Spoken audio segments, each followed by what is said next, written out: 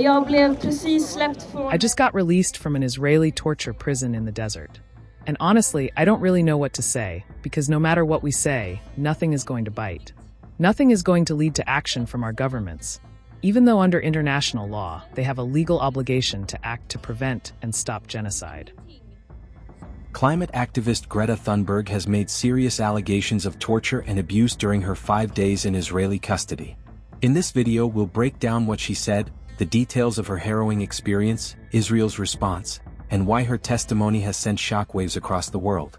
Thunberg was part of a humanitarian flotilla sailing to deliver aid to Gaza when, as she claims, Israeli forces intercepted and seized the vessel in late August. She was detained for 5 days, a period she now describes as filled with physical abuse, humiliation, and fear. Speaking to the Swedish outlet Aftonbladet, Greta said detainees were packed into outdoor cages under the scorching sun, denied water, and repeatedly threatened with gassing. They held up a gas cylinder and said they'd use it on us, she recalled, describing the threat as standard throughout their captivity. She described seeing about 50 detainees forced to kneel with their hands tied and heads pressed to the ground, as guards took selfies with them, mocked them, and kicked anyone who moved. Thunberg said they were deprived of clean water for days, forced to drink from toilet sinks where, in her words, something brown flowed. Guards, she alleged, mocked detainees by drinking from bottles in front of them, and then tossing full bottles into trash bins.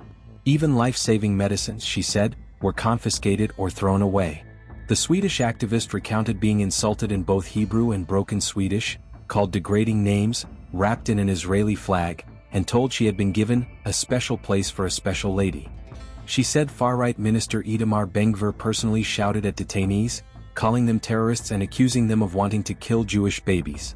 Thunberg further claimed she was moved to an isolation cell full of insects, forced to undress during searches, filmed, blindfolded, and transported in a freezing car cell at night. On the walls of her cell, she said, were bullet holes and bloodstains, alongside messages scratched by previous Palestinian prisoners. She reflected, "If I was treated this way as a white Swedish citizen, imagine what Palestinians face behind closed doors." Israel's foreign ministry has denied all allegations, calling the reports of mistreatment complete lies.